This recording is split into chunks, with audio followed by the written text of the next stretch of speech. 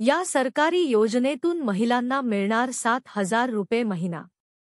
माहिती जाणून घेण्यासाठी सबस्क्राईब बटणावर क्लिक करा आणि व्हिडिओला लाईक करा। संपूर्ण देशातील महिलांना रोजगार उपलब्ध करून देण्यासाठी आणि आर्थिक बाबतीने सशक्त बनवण्यासाठी केंद्र सरकारची ही योजना फक्त महिलांसाठीच सुरू करण्यात आली आहे। या योजनेचा लाभ एक महिला 3 वर्षापर्यंत घेऊ शकेल। या योजनेसाठी किमान 10वी पास असणे बंधनकारक असेल। ज्या महिलांचे वय हे किमान 18 ते कमाल 70 असेल अशाच महिला योजनेचा अर्ज करू शकतील। विमा सखी योजना असे या योजनेचे नाव आहे।